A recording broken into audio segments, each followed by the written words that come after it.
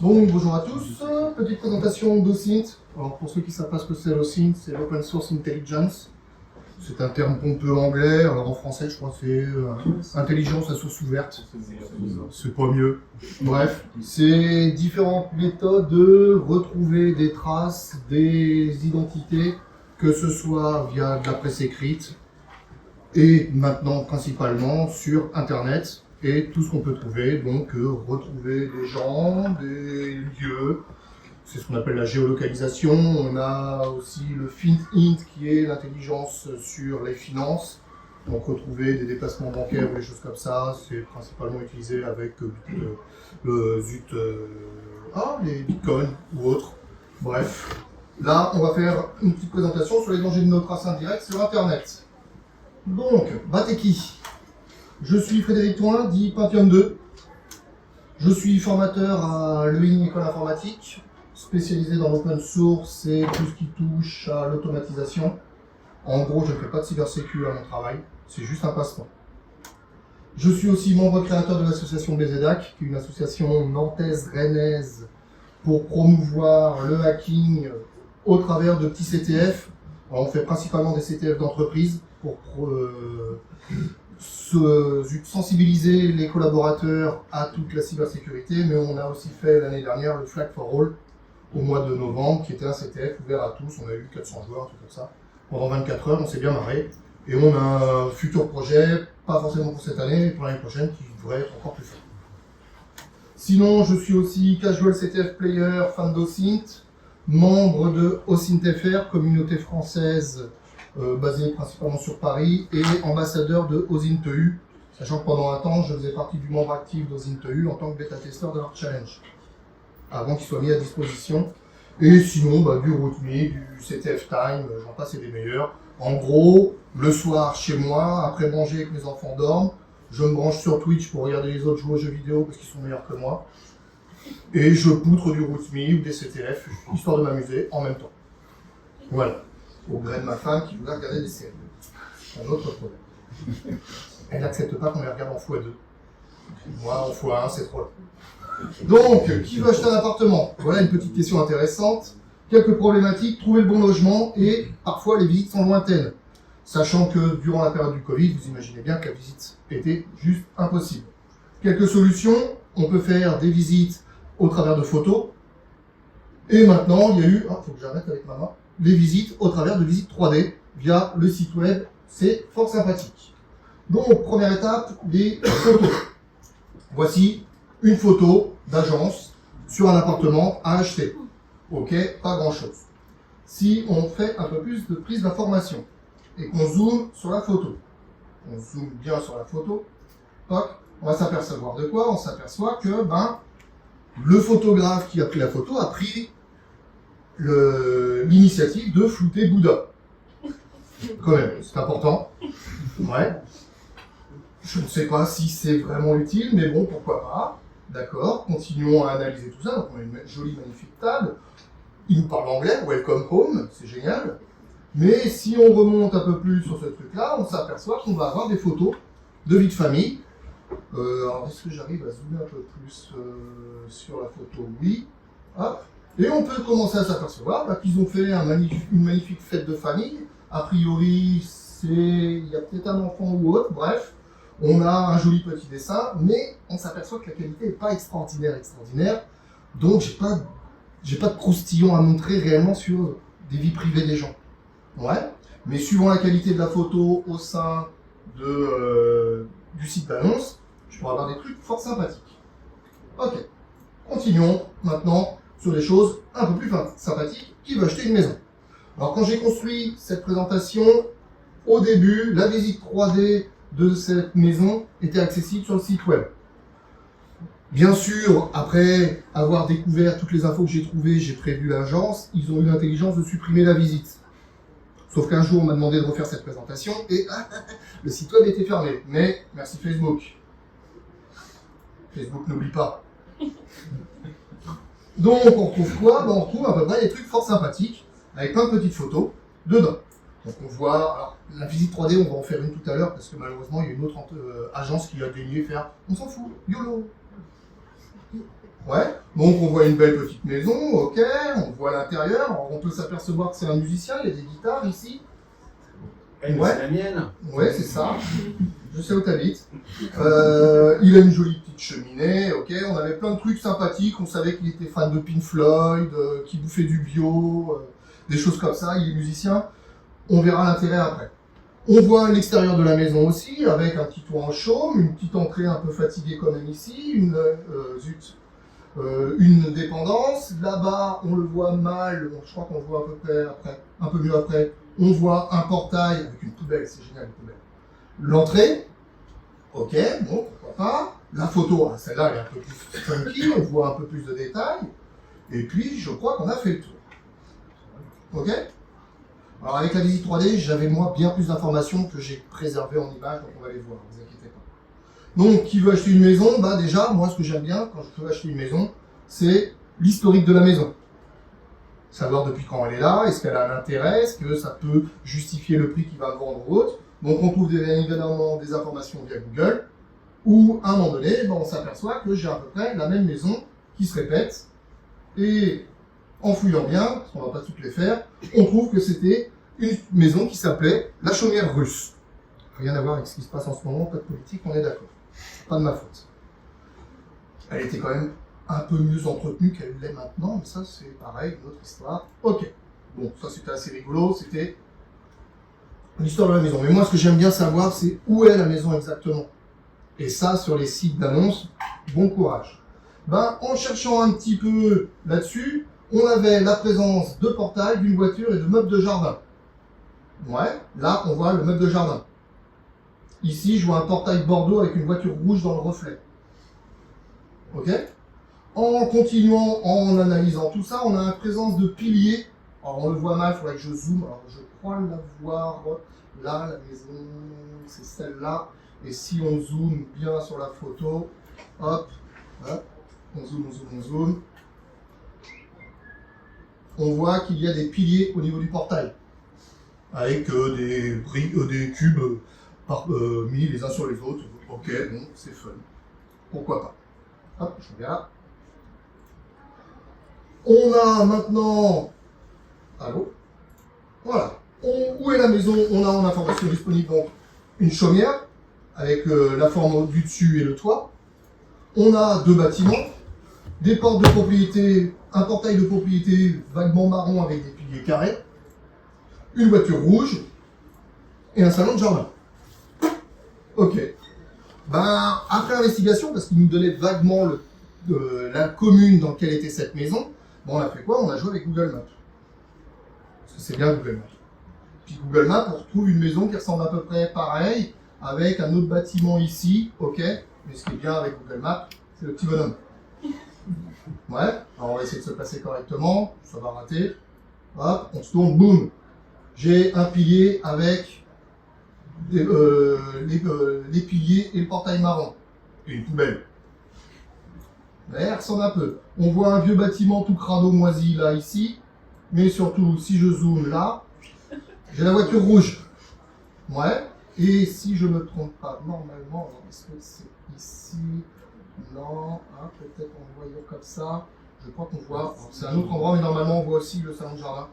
À un autre endroit, à un autre moment. Mais je crois que ça va être parcouru de le voir. Ouais. Mais en gros, je sais maintenant exactement l'adresse. Bon, vous avez les coordonnées GPS ici. Hein. La maison est vendue, ne cherchez pas. Ouais. Mais voilà, ça c'était assez rigolo. Donc maintenant, j'ai pu géolocaliser où habitait le gars. Donc je peux presque aller lui rendre visite. Et puis pire, je suis méchant. Je suis un voleur. Sans l'agence. Hein? Sans l'agence. C'est ça? Ouais. Juste avec la visite 3D de l'agence, j'ai déterminé où il était. Et en plus, j'ai vu qu'il y avait plein d'instruments, potentiellement des pépettes. Donc après avoir géolocalisé, bah, si je suis un voleur, je peux sans problème aller cambrioler cette maison. Sachant que s'il est un musicien, ben on va peut-être avoir d'autres choses intéressantes. Et la suite est à venir justement sur les choses intéressantes. Dans la visite 3D en avril de l'année dernière, on nous donnait des informations personnelles. Ces informations personnelles, c'est quoi? C'est Beat in Cave. Comment je sais que c'est Beat in Cave? Parce que à côté des guitares, on avait un joli poster avec écrit Beat in Cave site disponible, et donc un site web. Allons voir le site web. Ok, BitInCave. Et si je vais dans les photos de... Ah, quoique, si, non, si, dans les photos. Allô. Voilà. Et que je prends cette photo-là, par exemple. Non, c'était pas elle qui m'intéresse. Celle-là, Obey en plus. On s'aperçoit que c'est exactement la même base. Bah non, elle était blanche. Ouais, mais la lumière est violette. Regarde, il y a un reflet violet sur son jean. Donc, je sais que c'est sa base qui est sur le mur. Il y a peut-être un jean violet. Hein. C'est pas faux. C'est mon rêve. Mais non, regarde là, ça m'étonnerait que le retour il soit violet. Le retour il était violet. Ah, putain, elle est bizarre ta salle de spectacle. Oh non, j'ai déjà cliqué là. En information complémentaire, on avait sur le site web un lien vers le Facebook. Ah bah si, bon, on va y retourner. Hop, toc, viens, non, arrête. Sur le Facebook.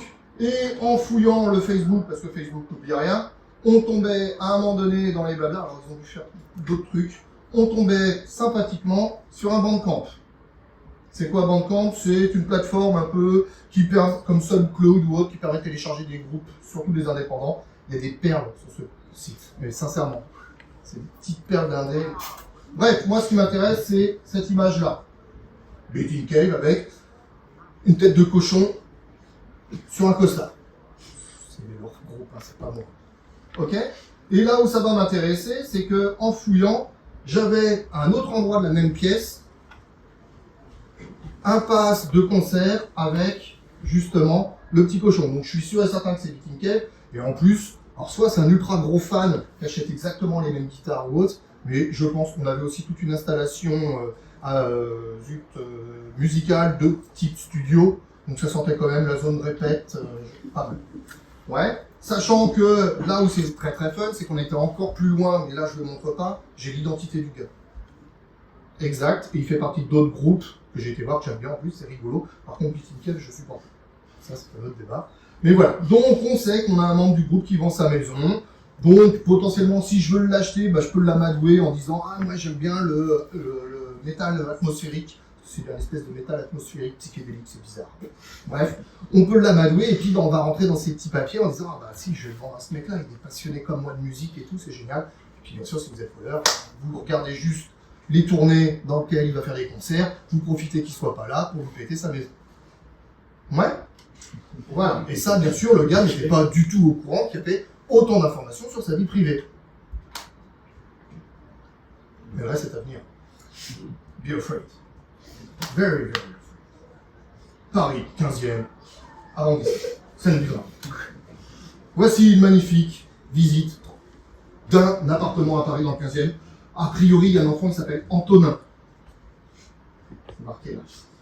Ouais. C'est parti. C'est parti pour la visite 3D. Donc là, suivez le guide. On y va.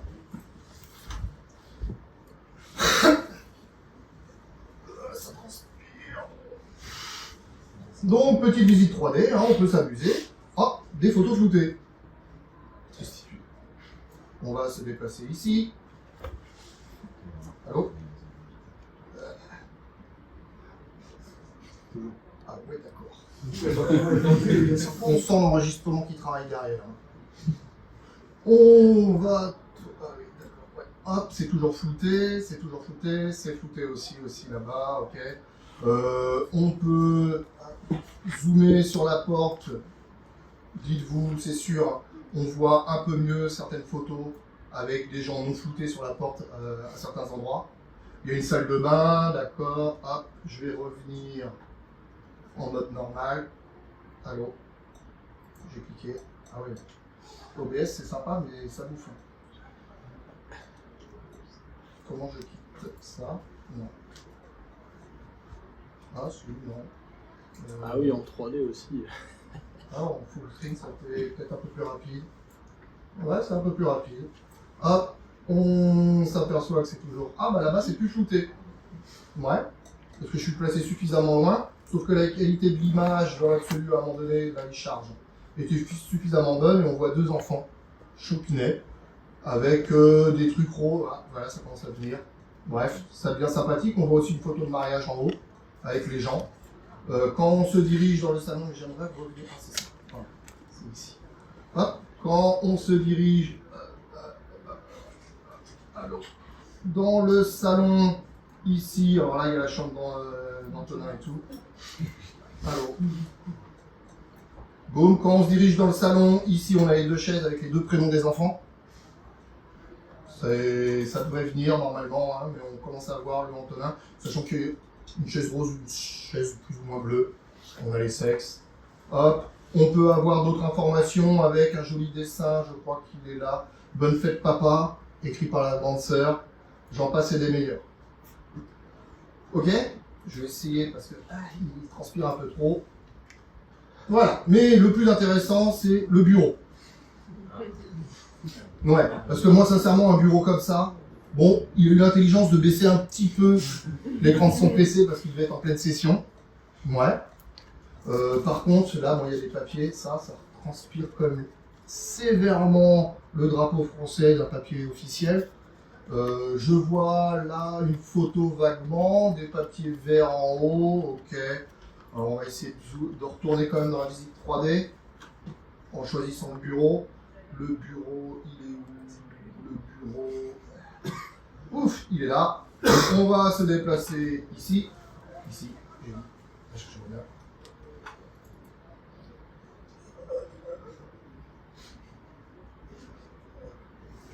J'y suis presque. Ça va me permettre de voir en même temps.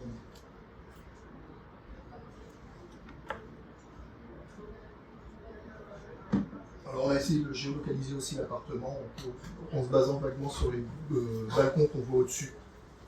On n'a pas trop réussi, mais on n'a pas cherché trop non plus, on avait déjà géolocalisé un. Donc là-dessus, on voit quoi? On va voir une jolie petite photo ici. Je ne vais pas trop zoomer parce qu'il y a des documents vraiment vénères. On voit les informations que j'ai floutées après. Ouais. Mais on voit une photo ici, on voit un document officiel. Ici, on voit le logo MMA. En haut, ici, c'est un truc très intéressant, on va voir ce que c'est après, mais ça se transpire un bulletin d'inscription pour une école. Ouais. Donc, il se passe quoi? Il se passe que quand on analyse ce qu'on a un bulletin scolaire d'inscription, on a le nom de l'école maternelle où il va, j'ai flouté exprès, avec le numéro de téléphone, j'en passais des meilleurs. On a au-dessus le cabinet médical de la famille, qui permettrait de faire des fausses ordonnances ou autres, ou de dire je téléphone du docteur machin, je viens chercher Antonin en urgence, hop, je le kidnappe. Oui, j'ai un esprit méchant. Et je le fais pas en vrai. Hop, j'ai aussi la photo de la mère, je pense. On a la photo d'Antonin, il a bien grandi. Normal, il part à l'école pour sa première rentrée, donc il doit avoir 2 ans et demi, 3 ans. Ouais. Donc Antonin est déjà sur internet, ouais, avant d'être à l'école. Et ce de façon non acceptée potentiellement par ses parents. Ouais. Que ses parents ont un compte Instagram et qu'ils fassent des photos de vacances, voire pire du unboxing de jouets sur YouTube pour gagner de la thune. Ça, c'est machiavélique de la part des parents, mais je pense que cette famille n'avait pas prévu ça. Ouais. Mais le pire est à venir. Le pire est à venir, c'est cette petite cerise où on a exactement le modèle de voiture Picasso avec la plaque d'immatriculation. J'ai ici toutes les échéances de contrat avec la somme exacte qu'ils doivent donner. J'ai bien évidemment le numéro de contrat qui est là-haut. J'ai plein d'informations. Donc là, je peux sans problème faire du phishing MMA sur leur tronche. Ah, votre prélèvement automatique, il est mal passé. On a eu un refus de votre banque. Est-ce que vous pouvez vous envoyer l'argent sur telle rive? Boum, merci, au revoir. Par exemple. Je l'ai pas fait non plus. Hein. On est d'accord. Ouais. Donc voilà, nous avons un modèle de plaque, de la voiture familiale, j'en passe et des meilleurs. Et si, c'est possible. SNCF. Pour les vieux. Voilà. Donc en conclusion, les risques par combinaison ou exploitation de nos données sont une usurpation de documents, assez facile, de fausses ordonnances, du phishing, des cambriolages, et puis tout ce que le cerveau humain peut imaginer. Beaucoup trop de choses. Le manque de notre hygiène informelle sur Internet est donc un danger. Là où c'est absolument pas normal, c'est que l'entreprise qui a fait les photos, c'est une espèce d'appareil photo 3D, donc c'est un truc en rond et ça prend toute la pièce. normalement, les agences devraient demander à vider tout document, toute photo de famille ou autre. Et sincèrement, même s'ils floutent les photos, par exemple, qu'on voit là-bas, parce qu'ils font la visite, il suffit que je me déplace au coin près de la kitchenette, parce qu'ils ont fait une photo de la kitchenette, en me tournant, le gars, je vous le garantis, parce que c'est un logiciel qui le fait, il aura oublié de reflouter ces photos-là. Donc quand je suis en face, c'est flouté, à un autre angle, c'est plus flouté, j'ai les informations. Ouais. Mais en fait, du coup, les photos, c'est pas les gens qui les ont fait non plus. C'est juste les gens qui ont oublié de les enlever. Et le floutage a été fait automatiquement, mais suivant où on se place dans la pièce, le floutage ne se fait pas, donc on voit quand même les photos. Donc si un jour vous devez vendre un appartement, qu'il y a le gars qui vous propose une visite 3D, vous faites OK, attendez, je nettoie tout. Alors, il y a nettoyer tout et nettoyer tout, vous n'allez pas vider votre appart parce que c'est plus vendeur qu'un appart qui soit aussi vivant. Ouais. Mais faites attention à ce qu'il y a dans les pièces. Typiquement, il y a peut-être des informations cruciales et croustillantes. J'ai regardé, il n'y a pas grand-chose là. Ouais, j'ai caché. Ouais, t'inquiète pas. Je te connais, hein. Ouais, mais t'as pas caché tout dans les bureaux, hein, non, je rigole. Ouais, mais voilà, faites attention à vous. Parce que les gens ont des questions.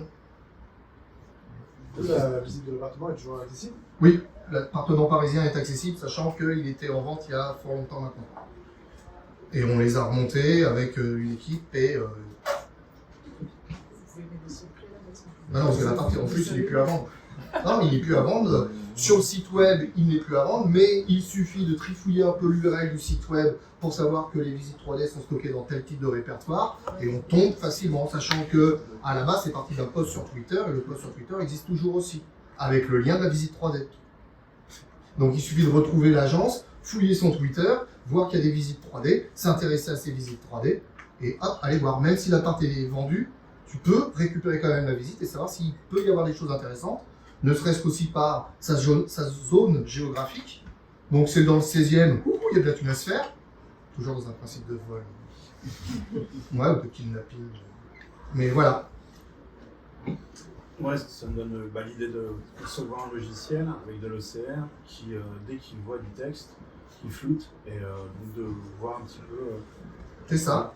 Mais faut-il que ce logiciel, ça fait comme les photos, parce que les photos, c'est un logiciel pareil, mais suivant où il est placé, ce logiciel ne floute pas. C'est pas normal, ça.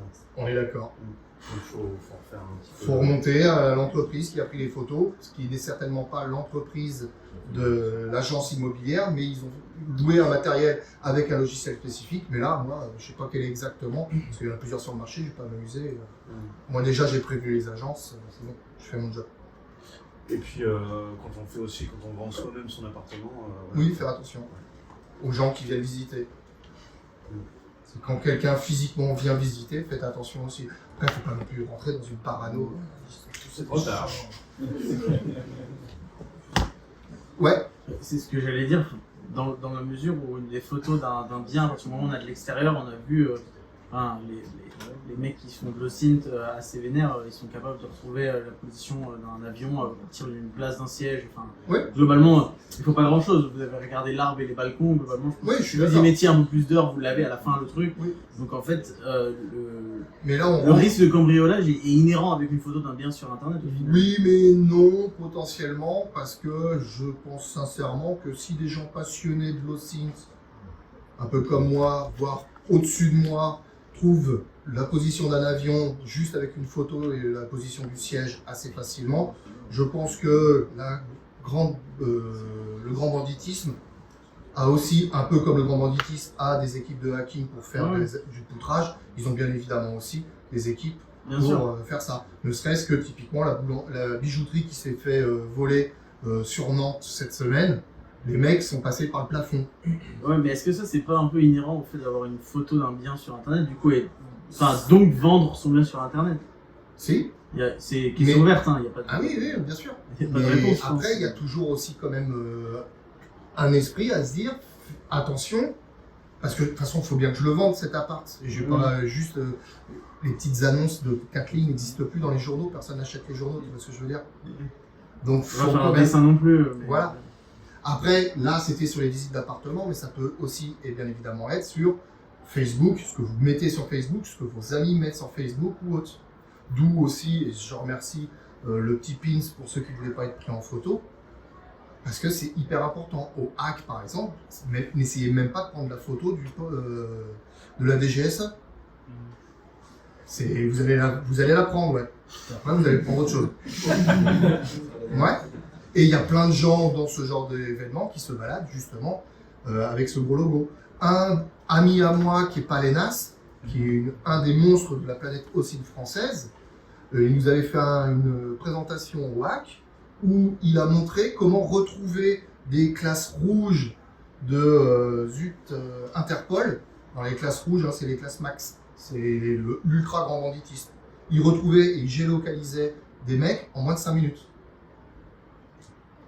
Grâce aux réseaux sociaux, aux pivots. Ah bah tiens, tel gars, il a une fille, la fille a mis un post Instagram, ah c'est d'hier, ah il a priori elle dit qu'elle est avec son père, ok, il est dans telle ville. Fin de chantier, premier mec, on n'a plus qu'à appeler les flics de cette ville, ils vont pouvoir le choper parce qu'il est recherché internationalement parlant. Et c'est des gens, c'est des machines. Ouais. Mais ouais, faites attention à ce que vous laissez, faites attention à ce que vos amis laissent, sans non plus rentrer dans une ultra parano. Et moi le premier, je suis en full print, j'en mets partout. Voilà. D'autres questions ? Oui.